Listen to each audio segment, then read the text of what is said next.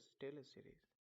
It is the idea that if you have a well-behaved function, say f of x, then you can write it equivalently as a polynomial of infinite degree.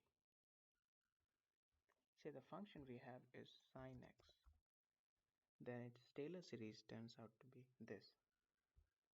Let's add these terms one by one and see what happens.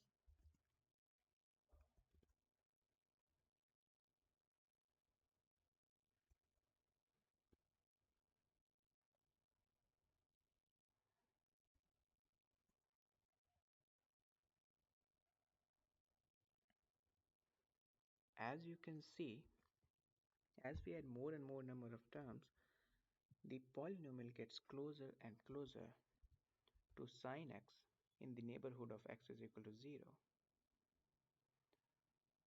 Although it never becomes exactly equal to sine x at any point except at x is equal to 0, we can see that by zooming in enough,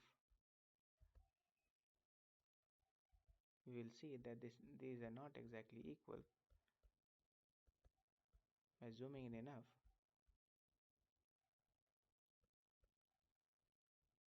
see, they are not overlapping, although they are so close together that it's quite a good approximation in the neighborhood of x is equal to 0. So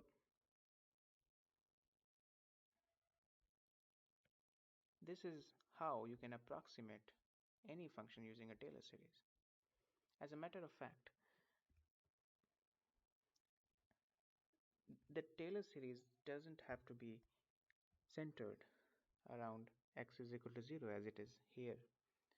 You can also center it about any other point. Say here you could center it at x is equal to 2, x is equal to 4. We will see it later.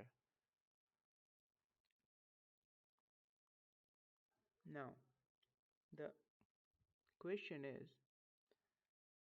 if we are given a function f of x, any general function, how can we find out its Taylor series?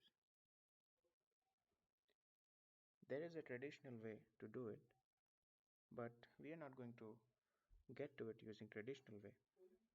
The way we are going to do it is using the problem of interpolation. So let's forget about Taylor series for now and let's focus our attention on the problem of interpolation. Suppose a friend of yours gives you a problem. The problem goes something like this. He's got a function, y is equal to f of x. And what it does is, it picks up some points on that function. Say x0, y0, x1, y1, x2, y2, x3, y3, x4, y4. He may pick up any number of points, but for now let's assume he picks 4 number of points. Then you note down these points in a tabular form. Then he gives you a task. The task he gives you is that he asks you to find the value of this function f of x at one of the intermediate points. Say for example, these values of x went like 0.5, 1, 1.5, 2, and 2.5. Then for example, say he asks you to find out the value of the function at say 1.25. What will you do? Remember, all you've got are these data points. You don't have the function.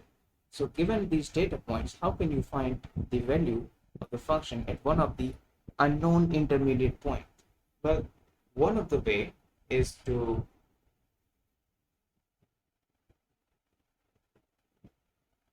fit a polynomial into these data points. Now, what do I mean by fitting a polynomial? By fitting a polynomial, I mean that I want to find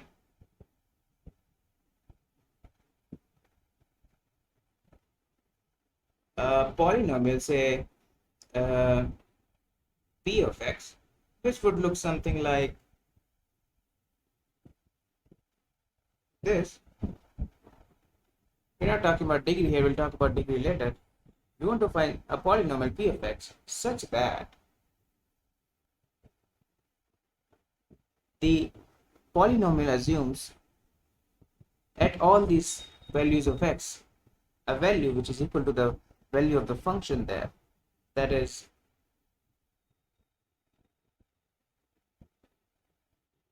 p of xi is equal to f of xi, which is given to be this. And we do it for all data points all the way from x0 to x4. And let's extend it here. Say you're not given 4 data points, but you are given total, say index I goes from 0 to n, so you're given total n plus 1 number of data points. Okay, so this is what fitting a polynomial means. You got a bunch of points, and then you want to find a polynomial such that it assumes at all those given values of x's the value of the function. Okay, so the immediate thing that comes into our mind is that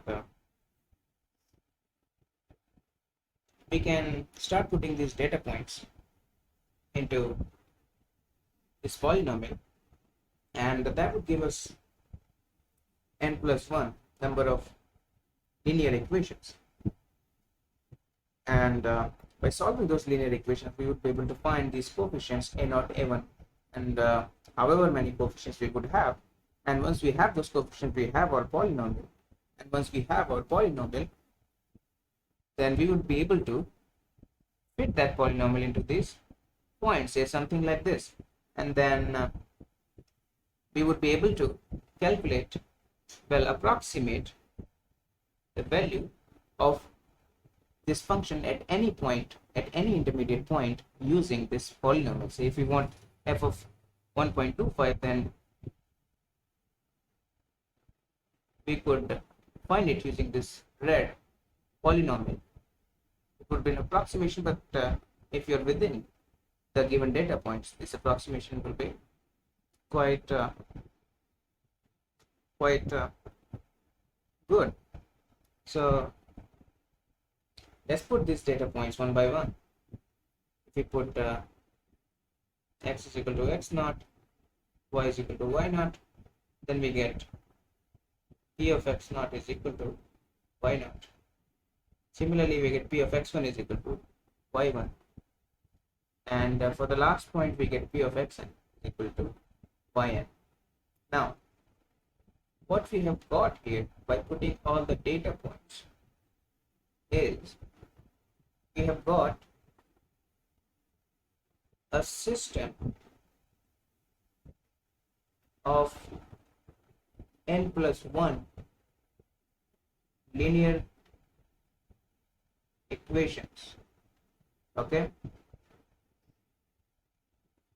here this p of x0 would look something like ax0 and a1 x0 and x0, like this. Here the variables would be your a0, a1, all these coefficients, and we have these linear equations in these variables.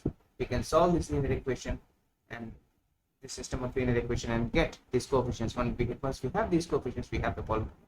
But we haven't yet decided on the degree of the polynomial. What should be the degree of the polynomial that we should assume? Well, if we have got n plus 1 number of linear equations, we better have such a polynomial which contains n plus 1 number of coefficients, such that when you put these data points, we get a system of n plus linear equations in n plus 1 variables. So we want our polynomial to be something like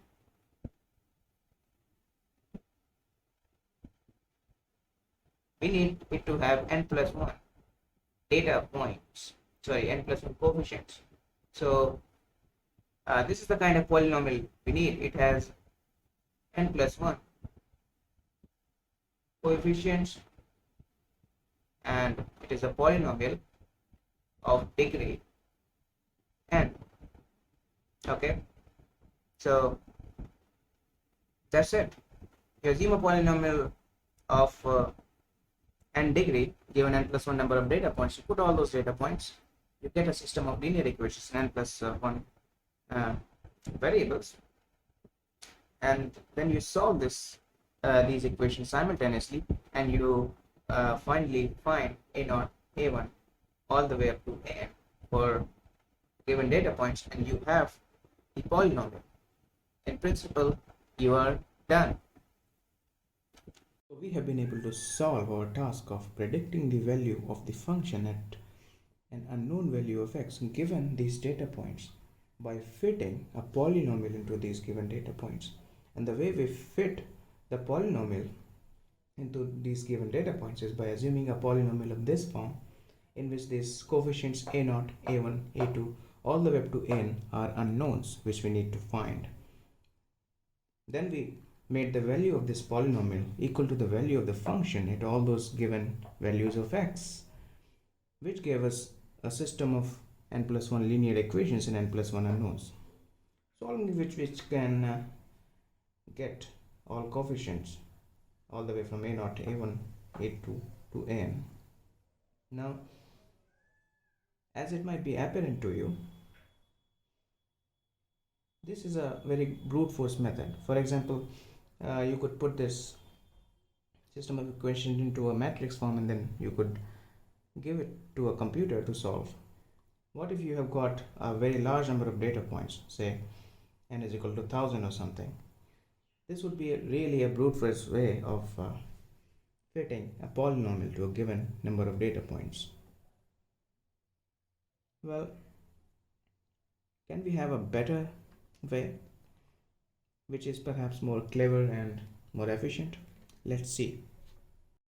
Well, I propose the clever way, the better way, is to assume a polynomial of this form instead of assuming a polynomial of this form.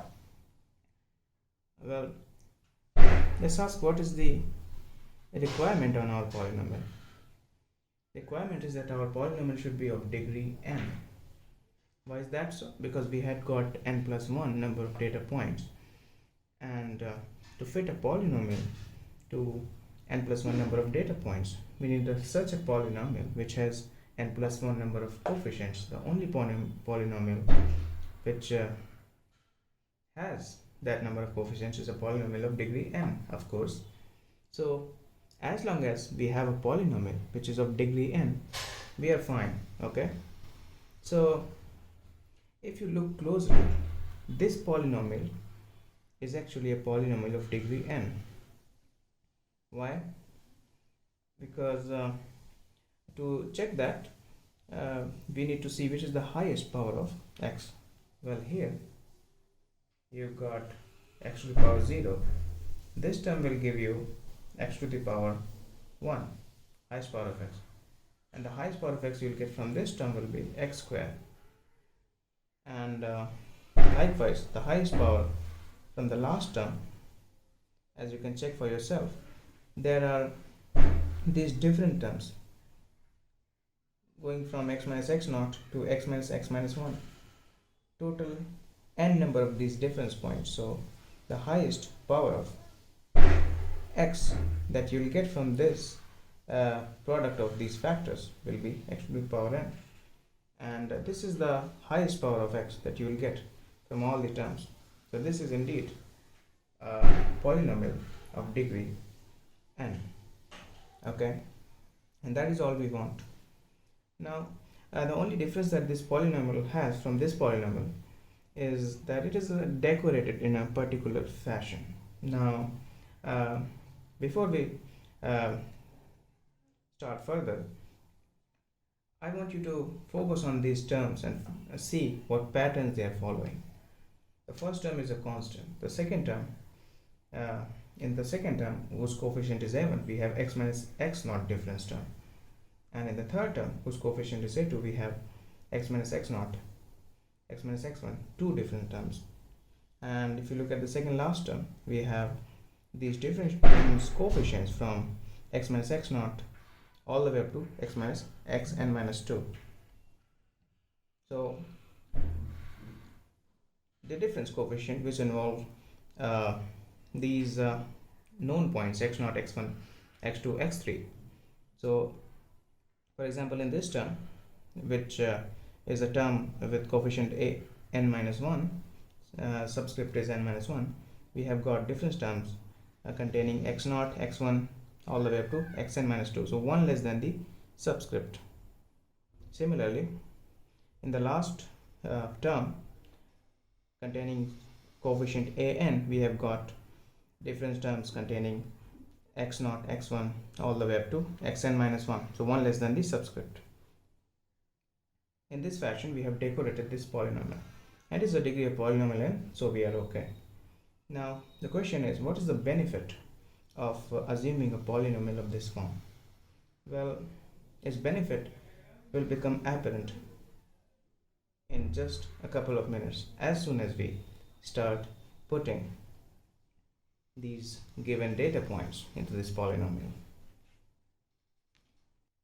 So let's put first data point. So at x is equal to x naught, we want p of x naught to be y naught. So on the right hand side, let's see left hand side first. On the left hand side, we have y naught, and on the right hand side, as you put x naught, all the terms except this first term vanish, because all of these terms except this first term contain a term x minus x naught. Putting x is equal to x naught, all these terms vanish. So the only thing we are left with is a naught. So we have been able to find out our a naught so easily. So the benefit of assuming this form of polynomial is becoming apparent as we put this point. So this is why we pre-encoded these given values of x into this polynomial. Now let's put the second data point at x is equal to x1.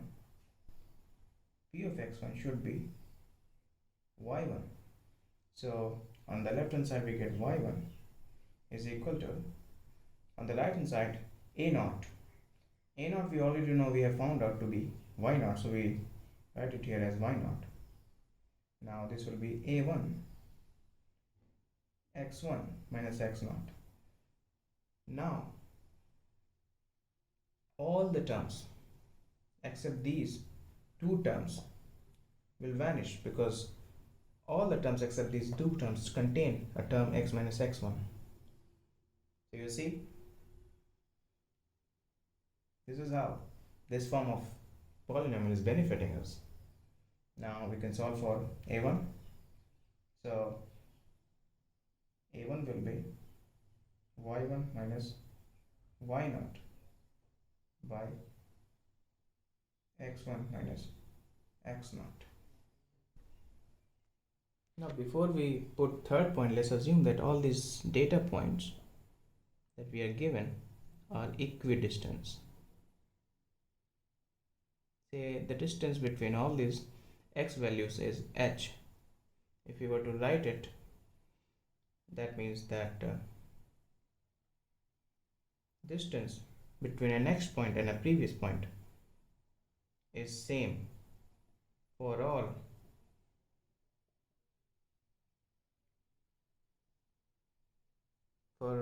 all these points. So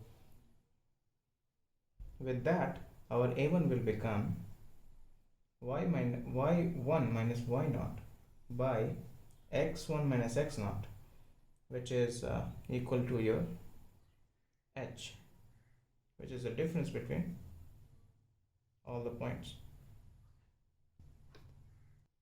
Also, before we put third point, let's interpret what this thing in the numerator actually means. And this is a really crucial step. This is what later will allow us to link whatever we are doing here with what is the point of all this. Basically, ultimate point, that is to derive Taylor series. So what this y1 minus y0 means, let's interpret it. So schematically, let's see. Suppose you are at point. Suppose you are at some point x naught, and then you move a distance h away from this point to x1, and you record the change in the value of the function y1 minus y0. So uh, this is what? This is kind of a difference in the value of the function as you move one step away. So let me go ahead and define it as uh,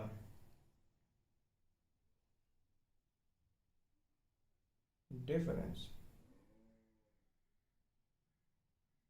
at x is equal to x naught. It is important here at x is equal to x naught because you were at x naught. You moved the distance h away to x1, and the value of the function changed by y1 minus y0. So to define it more precisely, it is actually I'm defining it. It is first order difference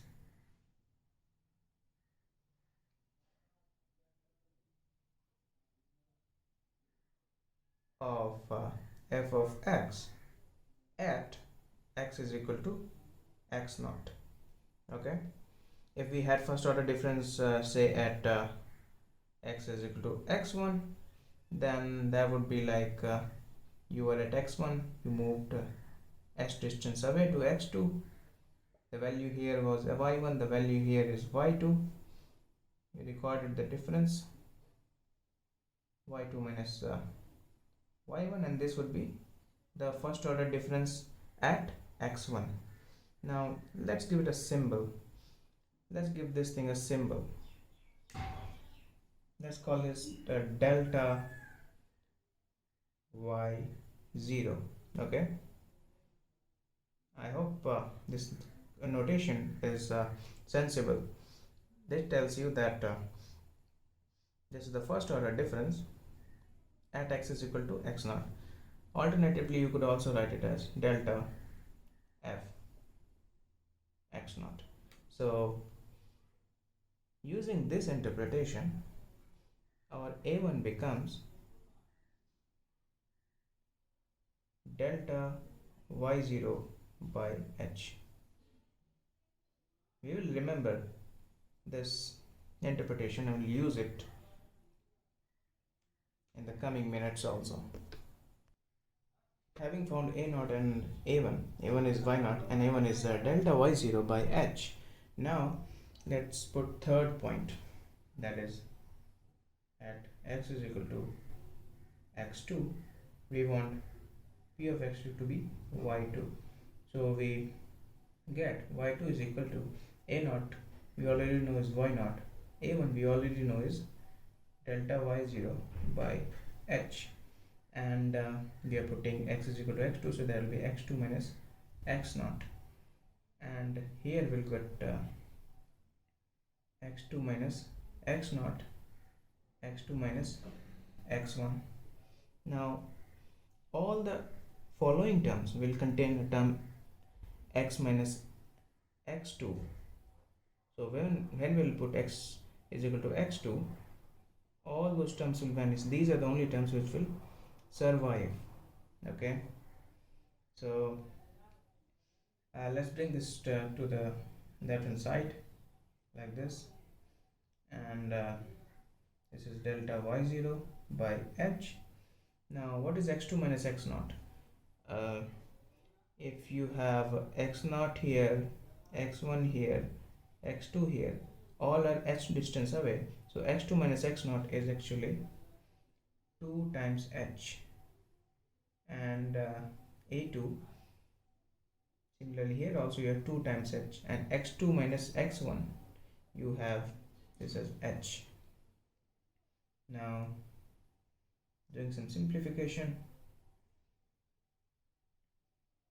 you get a2 as y2 minus y0 minus delta y0 divided by 2h squared.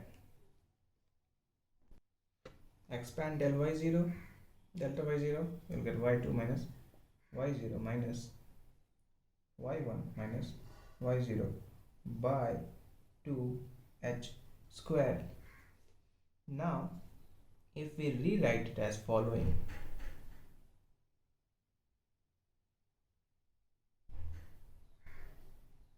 you can see these two quantities are the same thing, so you can rewrite it as that by 2h square.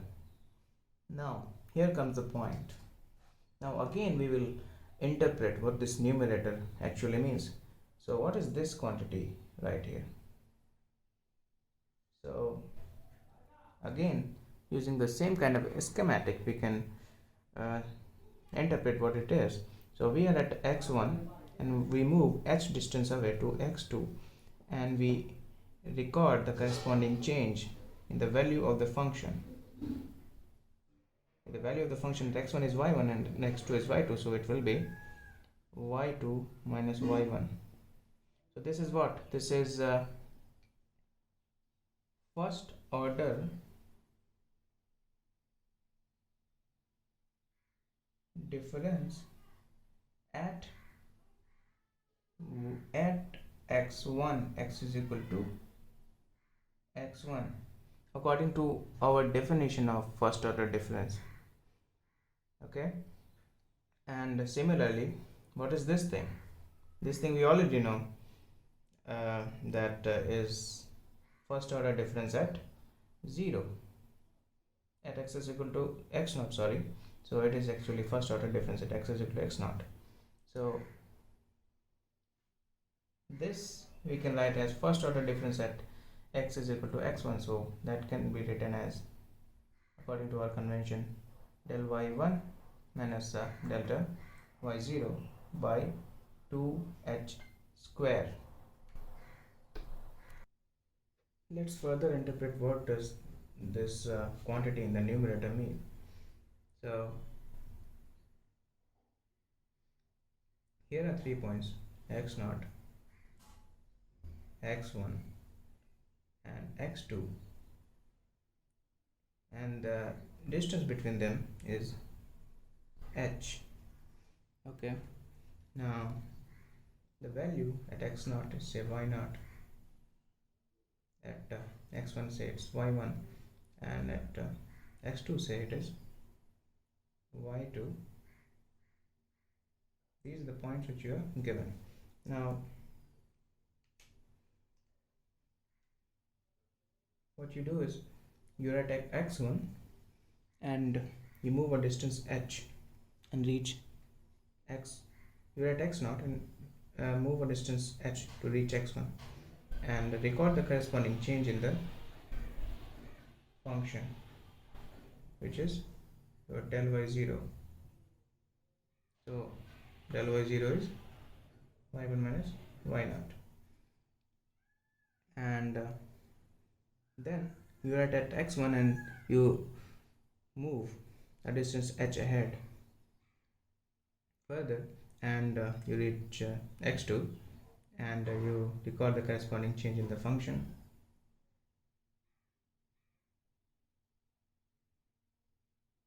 So this thing will be y2 minus y1, which is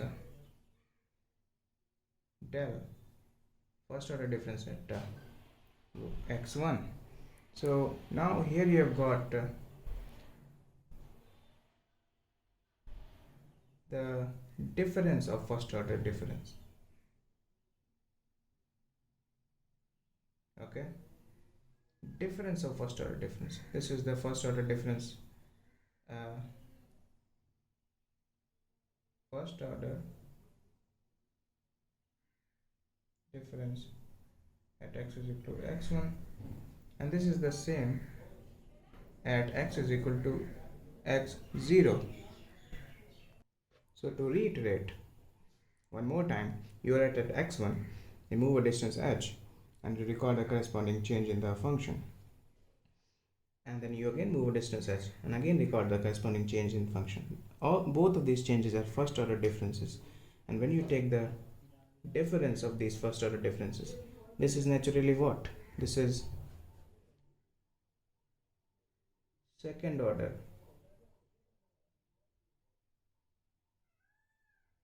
difference at x is equal to 0. This is crucial. You are at x1, and then you are considering two first order differences, and then you're taking difference of that those first order differences. So let's denote this second or this difference of first orders, which is the second order difference at x is equal to 0, as delta 2 at y0, or alternatively as delta 2 superscript f of x naught. So a2 becomes a2 is equal to second order difference at x is equal to 0 divided by 2h square.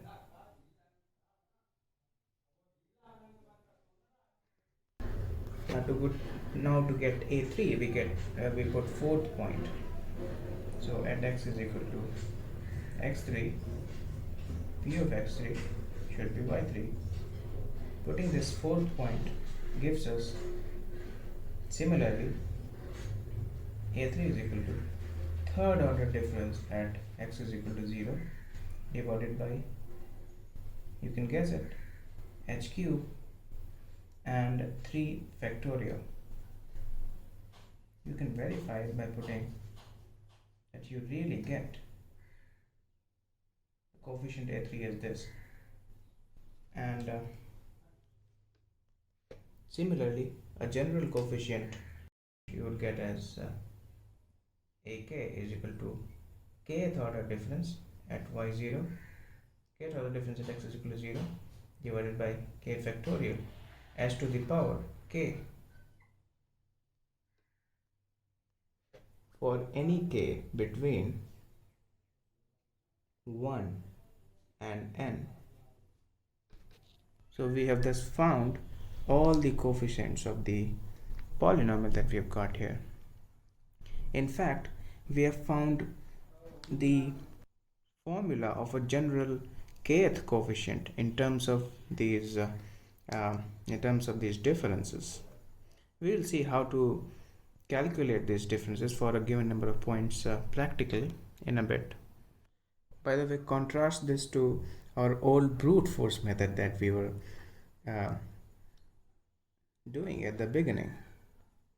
This assuming this from a polynomial gave us a lot of benefit and even allowed us to find the expression of a general coefficient.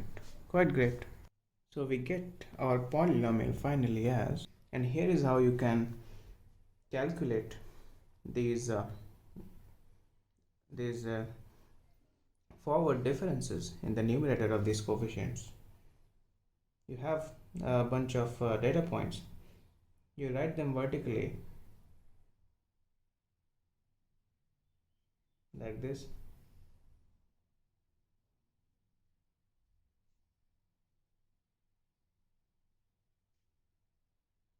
Suppose you have n plus 1 data points like this. Then to write first order difference,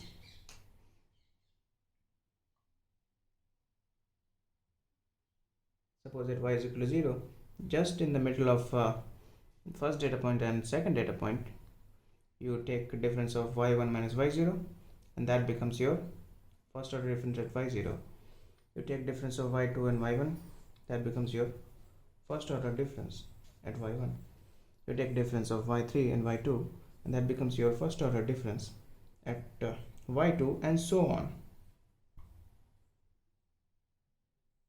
At the end, you will get the first order difference of y at point x is equal to xn minus 1. Similarly, once you have got the first order differences, you can find out the second order differences. Just in the middle of this should be 1.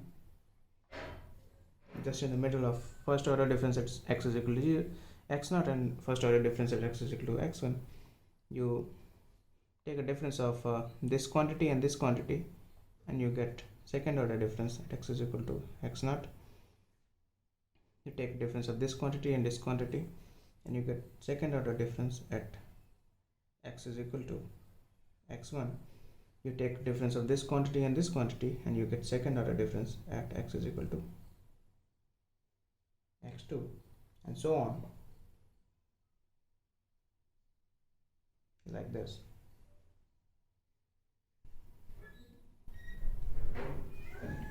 Like this, you can find out all these differences. Notice that in each column, the number of entries is one less than the number of entries in the previous one. For example, in this column, you have got n plus 1 number of entries, and in this column of first order forward difference, you've got n number of entries. In this column of second order forward difference, you've got n minus 1 number of entries. And you calculate all these differences until you calculate nth order difference, in which you will have got only one entry,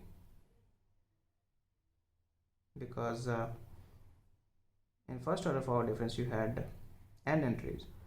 So you go n steps ahead, you have only one entry.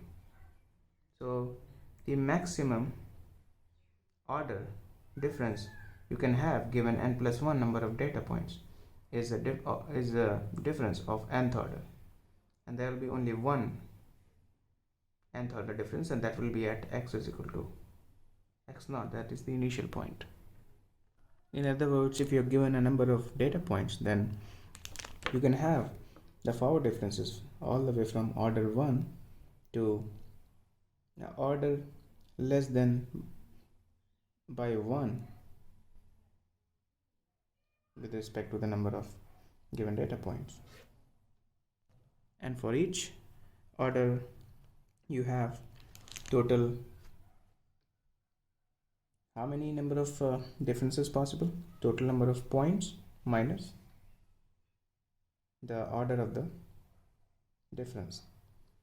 You'll know all this when we see the examples just in a bit. All this will become clear. The bottom line is that you write these data points in this way, and you take the differences as described, and the only differences, the only values in this table that end up getting used in the polynomial are these values.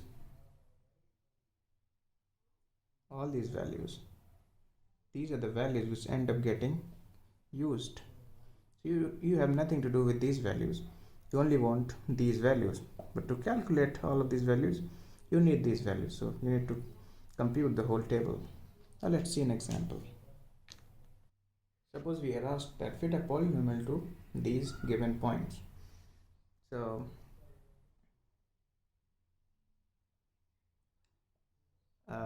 first thing we do is we write these points in this format 1 0 2 1. Then we write first order difference. 0 minus 1 gives you minus 1, 1 minus 0 gives you 1. Then we write second order difference. 1 minus minus 1 gives you plus 2. So the coefficients we need we have found out, okay, and we've got total 3 points. So the polynomial will look like this: a naught plus del y0 by h x minus x naught plus del 2y0 by h square times 2 x minus x naught x minus x1. This is what the polynomial for 3 number of points would look like. Now let's put all these values. A naught we know is y naught, which is 1. Del y0 we have just calculated here, which is minus 1. What is h? H is um, the distance between all these given points, so they are spaced by 1 unit, so h is 1. And it is x minus x naught is 0. What is second order difference, which is it is plus 2 divided by 2, h square, which is 1 square, and you have x minus x naught, which is 0, times x minus x1, which is your 1. We have this. Let's erase it to make more. This gives you p of x is equal to 1, x minus 0 becomes x, and this is minus x. Here 2 and 2 cancels, and you get plus x times x minus 1. Okay, then you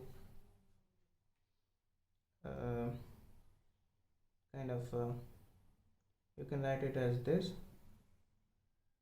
x 1 minus x, but then a minus will appear here. Take 1 minus x common. Basically I'm simplifying it.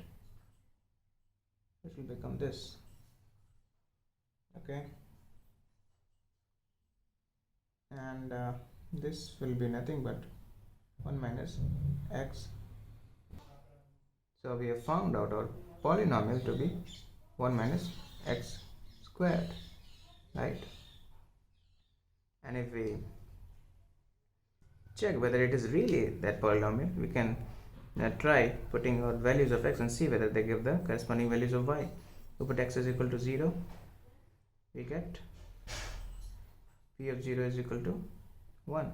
We put x is equal to 1, we get p of 1 is equal to 0. We put x is equal to 2, we get p of 2 is equal to 1 minus 2 square, which is minus 1 square, which is 1. Great. We have this polynomial, which is in fact a parabola. So we can fit this parabola to these points like this. Now these points may be coming from any function. We don't know which function it is they might be coming from. Okay, the reality may be that you have got some function like this, and it just happens that somebody gave you these 3 points. So the best you can do given this much of information in the context of fitting a polynomial is that you approximate using a parabola, which you found using the method that we had discussed in this video. So for any point between 0, x is equal to 0 and x is equal to 2, you can approximate the value of this function in black using this polynomial, but not outside it, because outside it you are not given any information. So you can only talk about points inside it, and this is what is called interpolation. So now anybody gives you a number of points, you can always find out a polynomial using which you can approximate the values of the function at the intermediate points. Okay, this is what interpolation is. Now that we know blood and flesh of interpolation, now let's move forward and play a little with this polynomial we've got here. This is the final setup we have got. We have got a function y is equal to f of x, and we have some points on this function which are equispaced along x-axis. That is, x coordinates are spaced equally, and then we can approximate this function using this polynomial that we have got here in this range, that is from x0 to xn. We can approximate this function using this polynomial. Now here is the thing, here is a master stroke, and that is, what if we make h go to 0, what will happen to this polynomial as we make h go to 0? Let's start from here. If you make h go to 0, this xi will go to 0 as h goes to 0. That means that all these points will approach x0, that is x0 will become x0, x1 will approach x0, x2 will approach x0, and so on. All these points will approach x0 as h goes to 0. So let's write this polynomial somewhere here, and let's see what changes there are. So let's leave space for the coefficients. This will be x minus x0, and if you write the third term, let's leave space for the coefficient. This will become x minus x0 also, so this will become x minus x0 squared. Similarly, if we write kth term, in kth term all these factors of x minus some points, all these factors will become x minus x0. So we will have here x minus x0 to the power k. That's what we'll have. And finally, the last term that we'll have will be having x minus x0 to the power n. This is what we will have. Now, and what will happen to these coefficients in red as we make h go to 0? Well, let's start with this coefficient here, that is del y0 by h. What will happen as we take limit h approaching 0?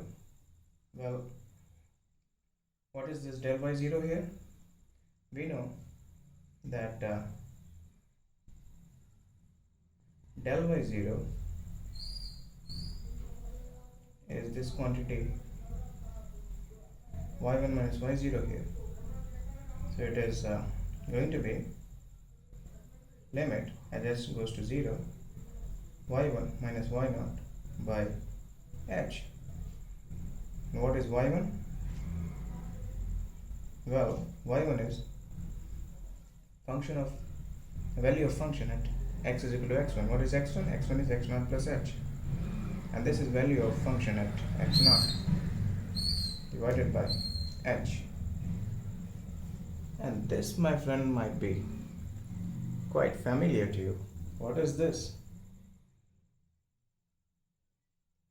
You are at a point x0, and then you are changing the function by changing the input by h and recording the corresponding change in the function and dividing by h the change in input and shrinking the input to 0. What is this? Well, this is nothing but, by definition, this is the derivative of f of x at x0, first derivative of f at x0. This is quite cool. Let's denote it as this.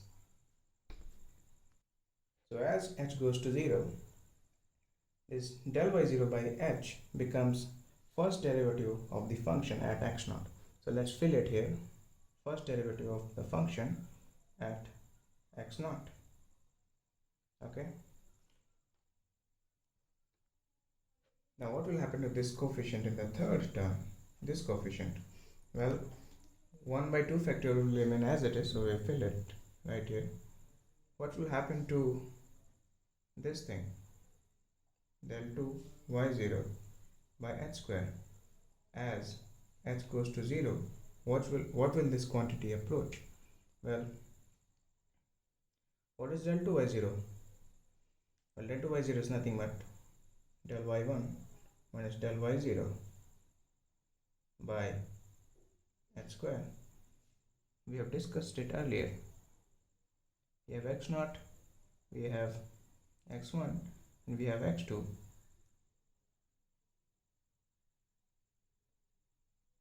We take first order difference at x0, and we take first order difference at x1, and we take difference of that to get the second order difference at x0. So this is what it is, and this can also be written as del y1 by h, and it's del y0 by h divided by h, and this is as h goes to 0, as h goes to 0.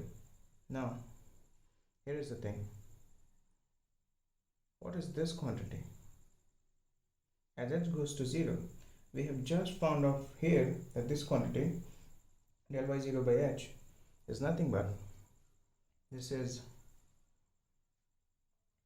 first derivative of the function at x0. Similarly, this quantity is nothing but the first derivative of function at x1, that is at x0 plus h. So my friends, this is nothing but limit of h going to 0, first derivative at x0 plus h minus first derivative at x0 all divided by h. And my friends, what is this by definition? You are at x0, you move a distance h away, and you take first derivative at that position at x1, and you subtract it by the first derivative at x0 itself, and you divide by the difference in input, that is h, and you make h go to 0. Well, this is by definition the derivative of the first derivative, that is the second derivative of f at x is equal to x0. We'll denote it as f2 at x0. This is what it is. So this quantity becomes second derivative of the function at x0 as we let h go to 0. So let's fill it in here. Quite cool. Similarly, in the kth term, the quantity delta k y0 by h to the power k will tend to kth derivative of the function at x0, and this is as h goes to 0. Think about it, isn't it awesome? So we fill it here. We had 1 by k factorial, and we have kth derivative of f at x0. Just think about it. And finally, for the last term, we have 1 by n factorial, and this quantity, this nth order difference at x0 turns into nth derivative at x0 in the limit. So for n plus 1 given data points, as we let h go to 0, this is the polynomial as we let h go to 0. Now here is another consideration. Here is another masterstroke. What if We were not given just n plus 1 number of data points, but we were given infinitely many points. So here there were many points, many equally spaced points. There were infinite number of points. You do the same procedure for those infinite number of points, and in that case, when you will write all those data points like this and find the forward differences, if the points were finite, then there would have been limit to how much differences you can take. If n plus 1 number of data points were given, the last forward difference at x naught you would take is nth forward difference. But if there are infinite number of points, there is no limit to how many forward differences can be there. So in this polynomial, you will have infinite number of terms. So following the same procedure, as h goes to 0, this series that we got will not end anywhere. In fact, it will keep on going, and it will look like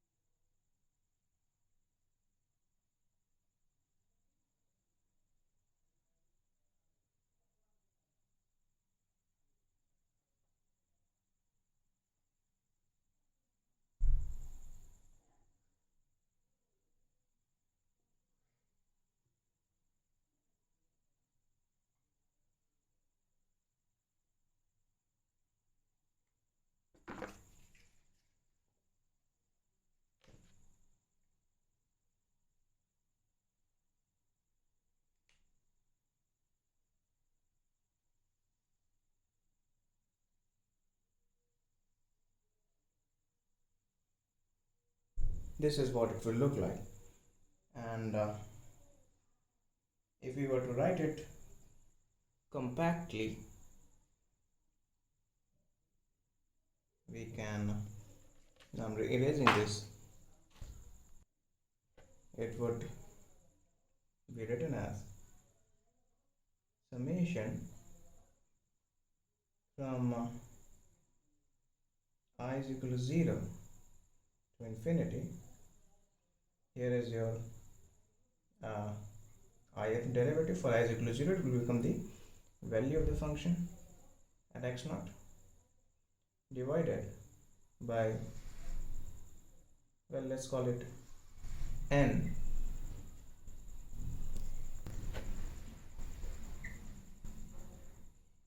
by n factorial x minus x naught to the power n.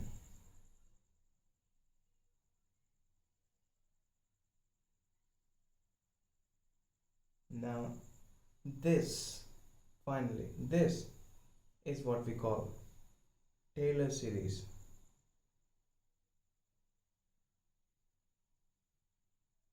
of f of x. It is an infinite series. In the case of this polynomial, the function was approximately equal to the polynomial, only in this range.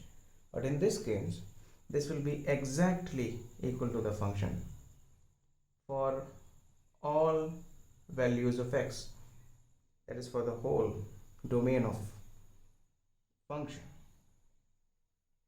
So this, my friend, is what is called Taylor series of f of x centered at x is equal to x naught. Now once you have this expression for the Taylor series, you can have any function, you can just express that function as a polynomial of infinite degree, that is as an infinite series, and we are finally done.